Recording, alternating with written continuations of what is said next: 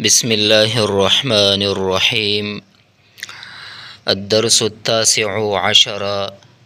نلسم نمبر درس زمونگ استاسی دا طریقة العصریة الجزء الثاني دے. عنوان دے دی سبق الرفق بالحيوان، زناور سرا نرمی کول. كان رسول الله صلى الله عليه وسلم، وہ رسول اللہ مبارک صلی اللہ علیہ وسلم، جالس الناس مع اصحابه، خپل یارانو سره، فرفرفت پری وهلو فوق رأسه الشریف، د پاسه د سر مبارک د رسول الله مبارک صلی الله علیہ وسلم، حمامتن کوتری، چې ترتعدو لړزیدا خوفا د یری د وجینا. فقال لاصحابه، او فرمایل رسول الله مبارک صلی الله علیه وسلم اصحابو ته چې من اذا هذه الحمامه، چا ضرر رسولی دی دغه کوتری ته. فقال احدهم، اویلی یو د دوینا چې انا اخذت ما غسی صغارها، بچی یعنی د دې بچی ما غستی.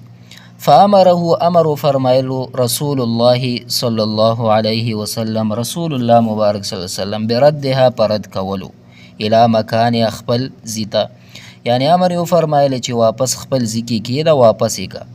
صد وجنا شفقتا علیها، پدی بچو شفقت دا وجنا. اوس مخکې سوال او جواب دی. سوال: مع من کان رسول الله صلی الله علیه وسلم جالسا، مع من یعنی چا سره و رسول الله مبارک صلی الله علیه وسلم ناس. کان رسول الله صلی الله علیه وسلم مع اصحابه، رسول الله مبارک صلی الله علیه وسلم تشریف فرماو د صحابو سره. ما الذي رفرف على رأسه الشریف، یعنی رسول الله مبارک صلی الله علیه وسلم په سر مبارک باندې سشي پر وهلو، یعنی هغه انداز چې کم تاسو بلیدلی وي دا پرنده یریږي کنه، یعنی کم یو. نو رفرفت علی رأسه الشریف حمامت، یعنی کوتری د سر مبارک باندې هغه پر وهلو. هل كانت الحمامة فرحة، ایا کوتره خوشاله و؟ لا نه، بل كانت الحمامة، بلکې کوتره چې و ترتعدو خوفا، یعنی لړزیدا د یری د وجینا. ماذا سأل النبي صلی الله علیه وسلم اصحابه، ستپوسو کو رسول الله مبارک صلی الله علیه وسلم د اصحابو نسالهم تپوسو کو اغي من اذا، چار سولی ضرر هذه الحمامه، دغه کوتری ته. وماذا اجابه احدهم، نو سشی جواب ورک، یو د دوی نه څه جواب ورک؟ نو اجاب جواب ورک احدهم، یو د دوی نه چې انا اخذت صغارها، ما د دې بچی اغستی. وماذا امره صلی الله علیه وسلم، سشی امر فرمایلو حضور نبی اکرم صلی الله علیه وسلم، امره بردها الى مکانها، امر او فرمایل چې دا واپس رد کا، واپس کی دا پخپل زی کی. کیف تعامل الحیوانات الضعیفه، کیف سنگ تعامل تب معامله کی حیوانات د حیوانات سره الضعیف کمزوری. اعاملها معامله بکوم بالرفق والرحمه، یعنی زب دوی سره سشی معامله کوم، اعاملها بالرفق والرحمه، یعنی زب د دوی سره نرمی او د رحم دلی والا زب سلوک کوم. على ای شیء، پس شی باندې تدل دلالت کوي هذه القصه، دغه قصه، تدل دلالت کوي هذه القصه، دغه قصه، على الرفق بالحيوان، یعنی دا قصه د زناور سره د نرمه کولو باندې دلالت کوي. هل يحس، ای محسوس کوي، الحيوان حیوان، بالالم درد، کما لک څنګه تحسه انت چې تی محسوسه. نو نعم، او يحس الحيوان، محسوس کوي حیوان، بالالم یعنی درد، کما احسه انا لک څنګه چې زی محسوسوما. هل يجوع الحيوان كما يجوع الانسان، ایا زناور ته هم یعنی لوګه لګي یعنی اوږې کیږي لکه څنګه چې اوږې کیږي انسان. نعم یجوع الحیوان اوږې کیږي حیوان کما یجوع الانسان لکه څنګه چې اوږې کیږي انسان. هل یعطش الحیوان آیا تږی کیږي حیوان کما یعطش الانسان لکه څنګه چې تږی کیږي انسان. نعم یعطش الحیوان تږی کیږي حیوان کما لکه څنګه یعطش الانسان چې تږی کیږي انسان. تمرین اذکر الفعل الماضی فی الدرس السابق. وی په تیر درس کې چې کم فعل ماضی ده هغه ذکر کړئ. کان رفرفت قال اذا اخذت امر رفرف كانت سأل اجاب دغه پکیو. دویم وی کون الفعل المضارع من الافعال الماضیه وی جوړ کئ فعل مضارع د افعال ماضیه نه یعنی یکون یقول یأمر تکون یسأل یجیب. بهرحال دریم نمبر وی اعرب الجمل الآتیه وی تاسې څه شی وکئ ترکیب وکئ د راتلونکي جملو. کان رسول الله صلی الله علیه وسلم جالسا. کان فعل ناقص رسول مضاف الله مضاف مضاف مضاف الیه دا جوړ شو دا اسم شو د کانا. جالسن خبر جوړیږي د کانا نو چې بیا اسم او خبر خپلو کې جوړ شي دا بیا جمله خبریه جوړیږي. او بل پدې کې جمله ترتعد الحمامة خوفا. اوس ترتعد پدې کې چې دی دا فعل الحمامة فاعل خوفا مفعول له فعل سره د خپل فاعل مفعول له نه جمله فعلیه خبریه جوړیږي. دریم نمبر پدې کې جمله چې دا انا اخذت صغارها. انا دا ضمیر دی دا مبتدا اخذت فعل پدې کې تو ضمیر دغه فاعل صغار مضاف ها ضمیر مضاف مضاف سره د مضاف الیه نه دا مفعول به جوړیږي. نو فعل سره د خپل فاعل سره د مفعول به نه جمله فعلیه خبریه. ها نو مبتدا خبر چې بیا جوړ شي سره یوځای شي بیا اسمیه خبریه جوړیږي. دلته اوس وایي چې اکتب 10 جمل تصف فيها حديقة جميلة على أشجارها طيور تغرد. وی په تاسو چې دی وی لس داسې جملې ولیکئ چې تصف فيها حديقة جميلة على أشجارها چې په هغه کې دا بیان شوي وي چې باغ کې یعنی باغ ښایسته دی او په دې کې ونې دي او په دې کې او مرغۍ پکې چغېږي. وی دا تاسو ولیکئ.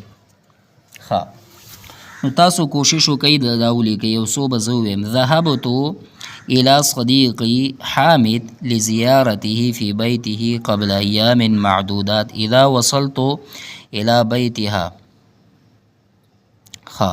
ولقيته فذهب بي إلى غرفته وأجلسني على الكرسي وقال اشرب الشاي قبل أن نتكلم فشربت الشاي وسألت عن حديقتي فأجاب أذهب بك إلى حديقتي بعد الفراغ. دلته اوس مخکې وایي چې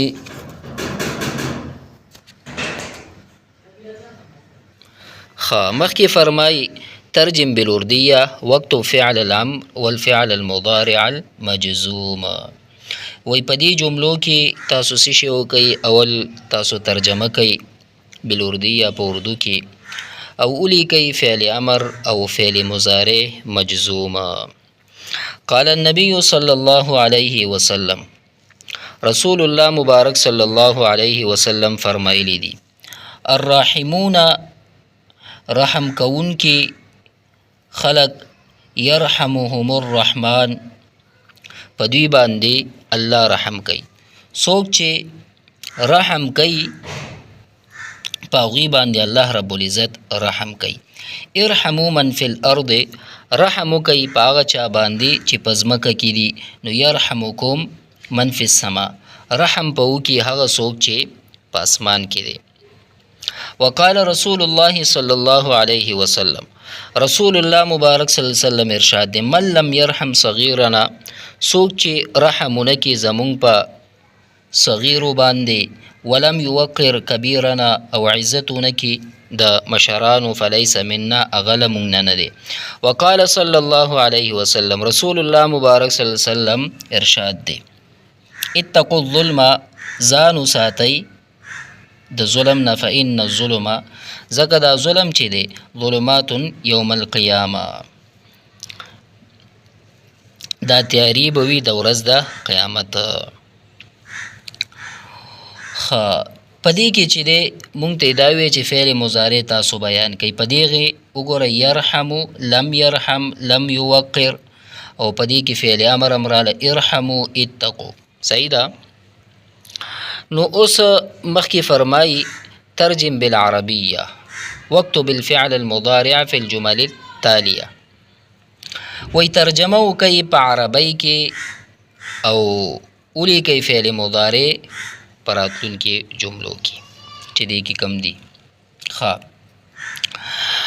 دلته وی حیوانات بھی اللہ تعالیٰ کی مخلوق ہے حیوانات هم د الله رب العزت مخلوق دے.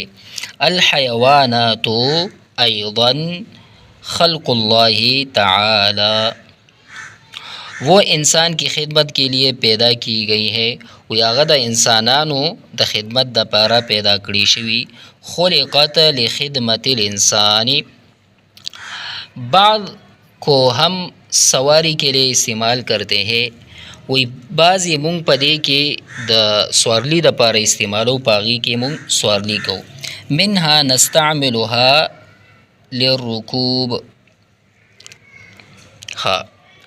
جیسے اونٹ گھوڑا خچر گدا اور باز کا دودھ پیتے ہیں وی بعضی پکې دا دي مثلا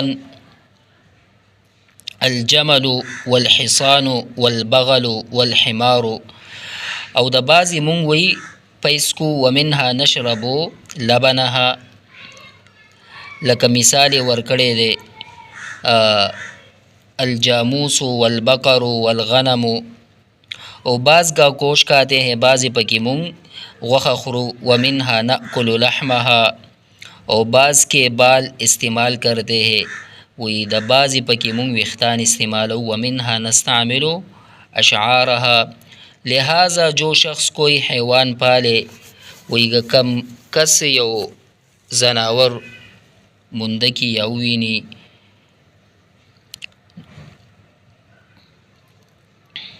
نا پالے مطلب اغی پالنه وکي لہذا جو شخص کوئی حیوان پالے یعنی لہذا من یربی حیوان یعنی چې څوک یې پالنه وکي تو اس کو چاہیے کہ اسے اچھی طرح کھلائے نو هغه ته پکار ده چې په هغه ښه طریقې سره خوراک یې وکړي نو فینبغي له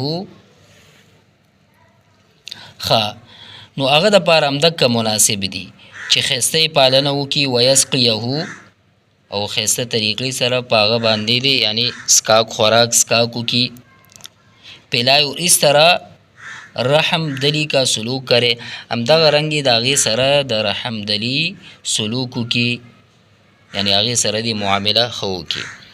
نو معانی الکلمات نو دا کلمات تاسو وګورئ ټولې معنا دلته شته دی ما درته هم که خو به هر حال دومره نن دپاره کافي